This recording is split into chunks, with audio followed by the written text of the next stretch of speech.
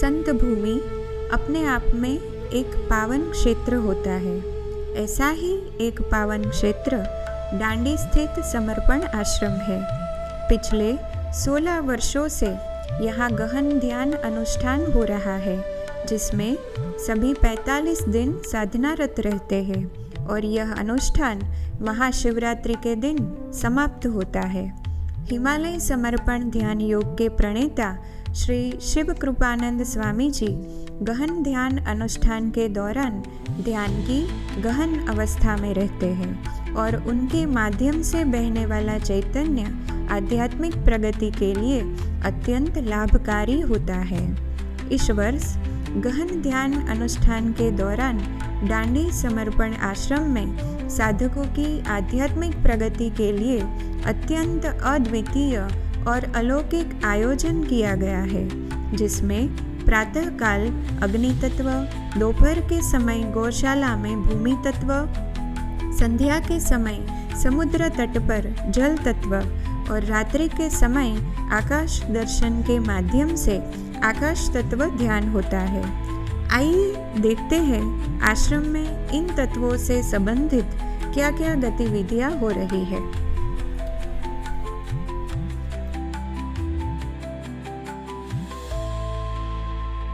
पंच महाभूतों में विचारों के साथ संबंधित तत्व है अग्नि तत्व। अग्नि तत्व कम हो जाने पर मनुष्य को विचार अधिक आते हैं। ईश्वर की उपासना में मनुष्य को विचार ना आए, इसलिए प्रत्येक उपासना में अग्नि किसी न किसी रूप में विद्यमान होती है, जैसे कि मंदिर में दिया जलाना, आरती करना और हवन करना। डांडी समर्पण आश्रम में स्थित ध्यान खंड में प्रातः काल ब्रह्म मुहूर्त में 251 दिए प्रज्वलित किए जाते हैं और इस दियों की अग्नि के सानिध्य में हर रोज ध्यान किया जाता है। अग्नि तत्व के सानिध्य में ध्यान करने से स्वयं ही ध्यान में गहनता प्राप्त होती है।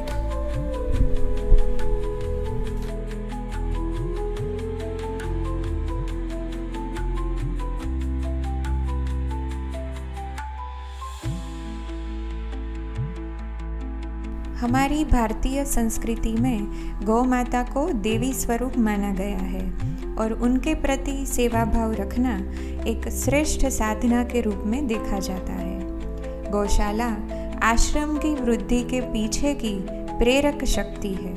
जो भी साधक गौशाला से जुड़े रहते हैं वे परम चैतन्य को शीघ्र अनुभव कर पाते हैं और उनकी साधना सहज रूप से ही उन्नत होती है। डांडी समर्पण आश्रम में गौ माता के गोबर एवं आश्रम की मिट्टी की मदद से ध्यान के लिए एक विशेष गौशाला कुटीर का निर्माण किया गया है। यहाँ पर बैठकर ध्यान करने से पृथ्वी में उपस्थित गुरुत्वाकर्षण शक्ति हमारे शरीर से सारी नकारात्मक ऊर्जा को खींच लेती है और इस प्रकार हमारे शरीर में पृथ्वी तत्व संतुलित होता है और हमें शारीरिक एवं मानसिक स्थिरता प्राप्त होती है।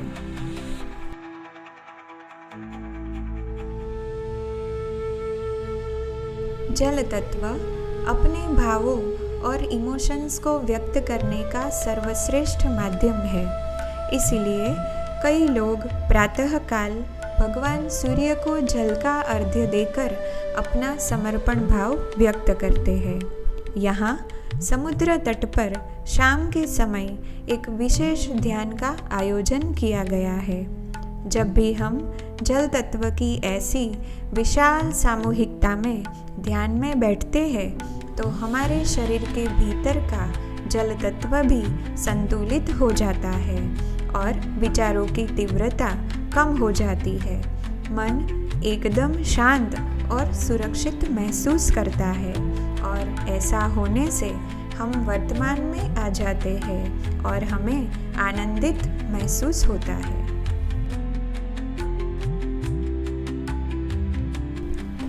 आकाश तत्व आत्मज्ञान, चेतना की शुद्धता और ब्रह्म से एकत्व का प्रतीक है। जब कोई आकाश तत्व को अपने भीतर महसूस करने लगता है तो वह अज्ञान से ज्ञान की ओर, बंधन से मुक्ति की ओर अग्रसर होता है। आश्रम में आकाश तत्व से जुड़ने के लिए रात्रि के समय आकाश दर्शन का आयोजन किया गया है, जिसमें आकाश दर्शन के माध्यम से ध्यान किया जाता है और धीरे धीरे अपने भीतर के आकाश तत्व को महसूस करने का लाभ प्राप्त होता है।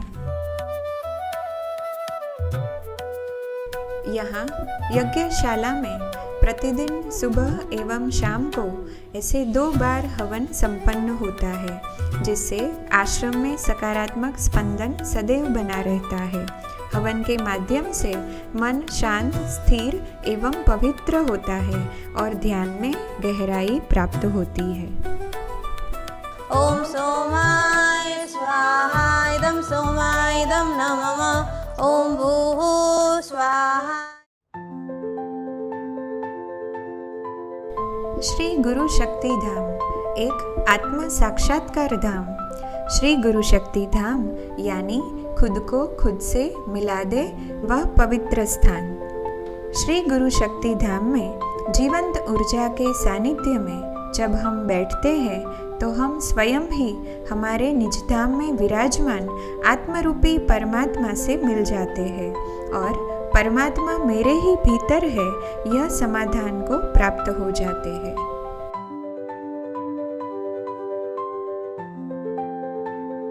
उन्होंने सारे ब्रह्मांड की शक्तियाँ उसमें स्थापित की है और वो सारी शक्तियाँ स्थापित करके उन्होंने संकल्प किए हैं कि जो जो आने वाले समय में जो जो यहाँ पे आएंगे उन सबको वो ब्रह्मांड की शक्ति, ब्रह्म शक्ति के साथ में जुड़ना मिलेगा।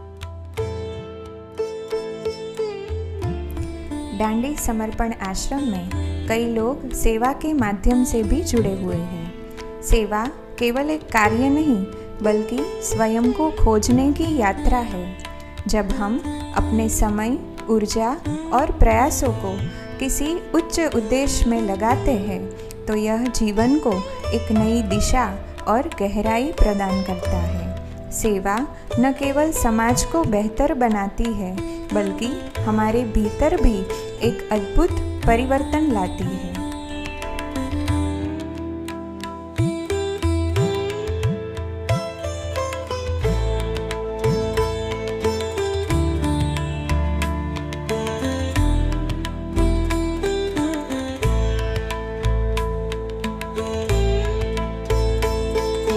सबसे इम्पोर्टेंट चीज़ है कि जो ध्यान की जो गहराई है वो मुझे अनुष्ठान में आने के बाद मुझे पता चली। स्वामी जी बोलते हैं ना कि गुरु तो हर बार संकेत में बात करते हैं, पर वो संकेत तो डिकोड होना चाहिए। तो संकेत मुझे ऐसा लगता है कि अनुष्ठान में डिकोड होता है। ये 45 डेज में जो आप सीखते हो उससे पूरा जो साल का कितना बचता है, 320 डेज बचते हैं, वो पूरे आपका पूरा साल को एक गति देता है, एक राह देता है।